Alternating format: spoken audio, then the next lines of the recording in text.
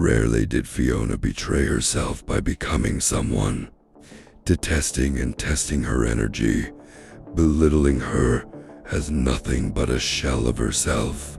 Fiona grew honest, and the strength of resilience not to revenge became her brilliance, as she was determined not to become like those who preyed like leeches, sucking her of energy and hoping one day she'd just give up on herself. After years and endless days of strenuous mental setups, confused in their lies for proof and truth, Fiona only had lies to accept what was going on. A narcissistic mess of liars flipped all things instigated and evil onto her soft heart, which was a narcissistic treasure. Fiona was a playground for the narcissistic intrusion on her privacy, both mentally by telepathic ability and physically by car fumes and nuts on skin.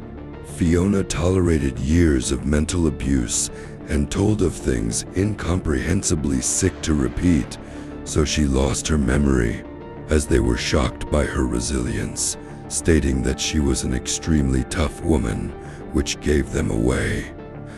Owning up to all the traumatic instigated by narcissistic psychopathic plans.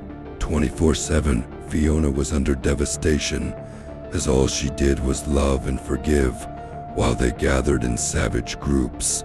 It was not that Fiona was tough, but extremely moralistic, and forgiving came to her easily, which had them stumped and had her in a spiritual tug-of-war. Spirit always won. Sadistic abuse had her feeling angry with unimaginable detest for herself, was found in her addictive behaviors, prioritizing others before her, as she continually asked if anything she did had to be approved, as she was stained in red from another's crime. Crime of narcissist lies. With her heart in constant shame, deflated and dependent on independency. It was not her fault, but years of her soft qualities were used and abused. Constant verbal abuse of who and how much she was hated. Hate after hate occupied her mind. Years of remorseful love ached in her, with shame reinforced by mocking, lies and body humiliation, and that she was fat, ugly, and a dumb, stupid bitch. Mental abuse of all kinds. Threats. Years of remorse with the world on her shoulders. She took in every blame as pain.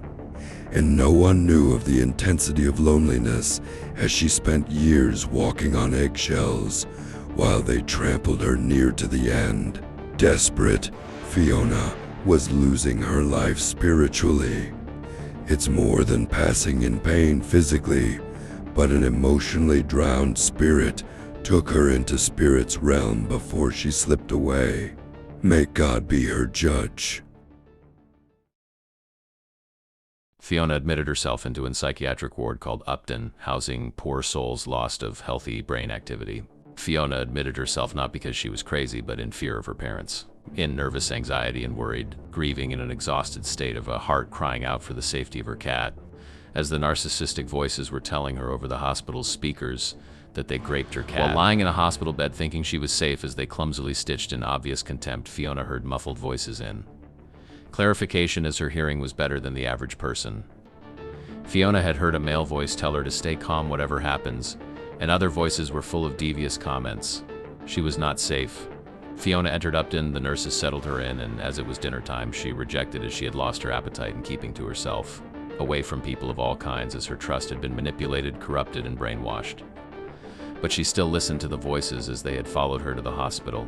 They said they were standing outside her window and coming from the speakers, but they had not realized there were cameras everywhere. This was a blessing for Fiona, as a 9-night-and-day construction of terrific narcissistic betrayal and installs of traumatic pursuits was about to exhaust her beyond her limits.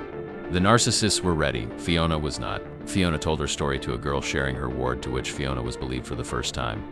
But later on, she would demonstrate otherwise to Fiona. Fiona was alone in a government-funded hole, where people who heard voices were drugged and power restrictive.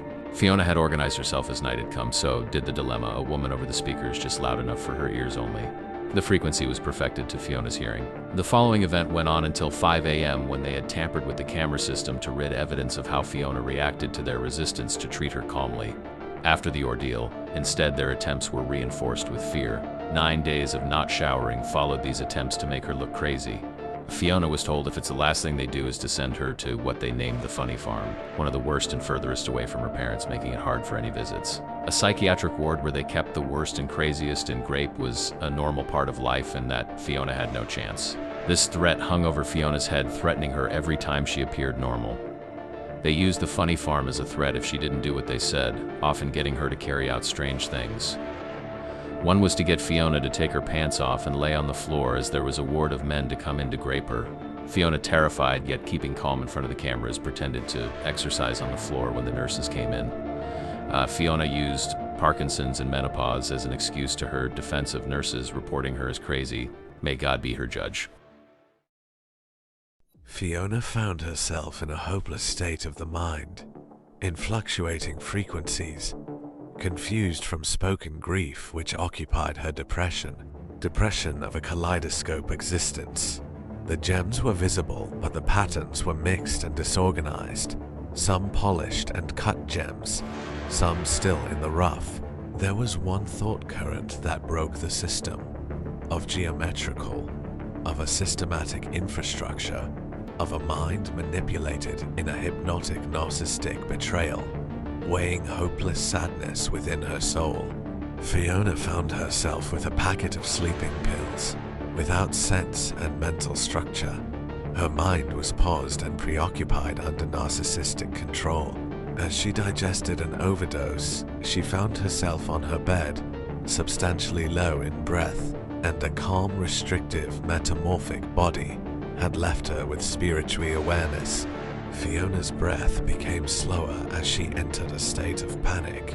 Only her spirit was left, and her spirit was capable. Listening to narcissistic intrusion, what sounded like a stadium of voices, laughter overtook the seriousness of her demoralized occupancy. Voices were mocking, hands were clapping, and vocals were yelling hateful messages when it was a time for peace. Although she couldn't move her mouth to make a verbal reply, she heard how she was hated, a new realization which she couldn't understand one thing. It wasn't the celebration of hate for her, but Fiona could not comprehend why they didn't have respect as she asked herself, why wouldn't they allow her to pass in peace? As the situation was of a morbid group mocking her, particularly when she was begging for her mother. As the panic came to a sudden halt, into an unconscious state of a broken-hearted attempt to leave, Fiona awoke hours later, unhurt physically, but emotionally broken with mental inadequacies. Yet her reaction was unusual. Forgiving narcissists of this paralytic situation, may God be her judge. No longer will the vindictive, manipulative spite continue of a narcissistic group against the innocent lifestyle of Fiona.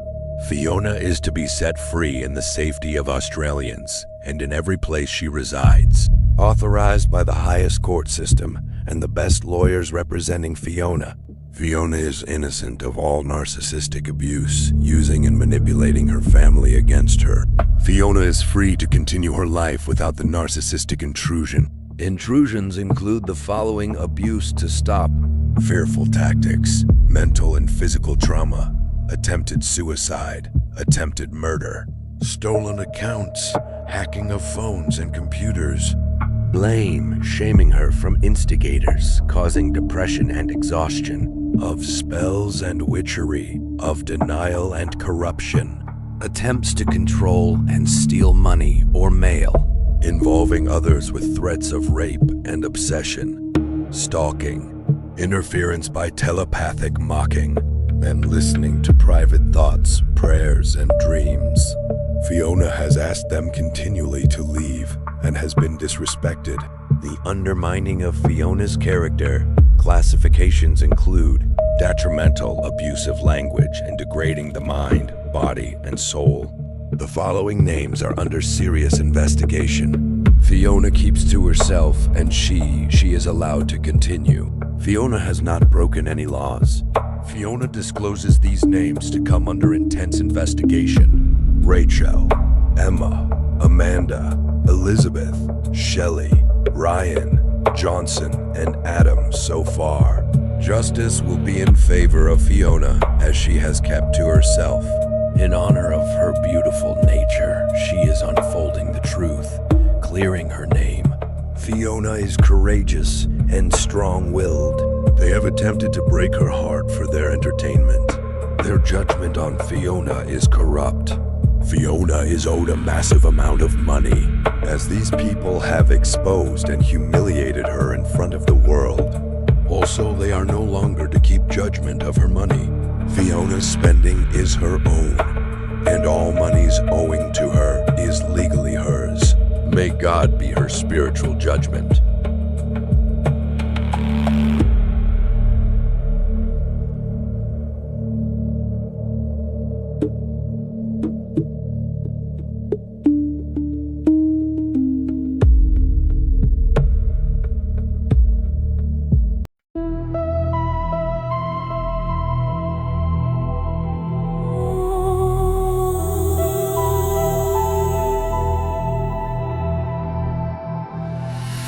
Пусто внутри, будто выключен звук. Темнота на плечах, как тяжелый каблук. Свет вдали не зовет, там нет больше огня.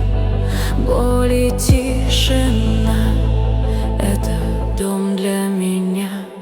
Я для всех, как всегда. Улыбка на лице, как маска из стекла.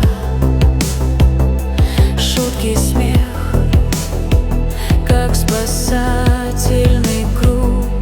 Только сердце молчит, замыкаясь на вдруг. Одиночество рядом, как тень за спиной.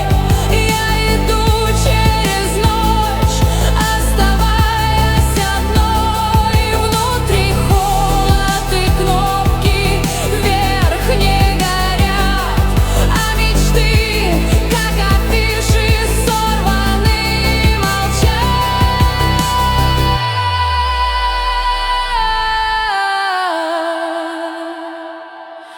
Пусто внутри, и не видно света вдали.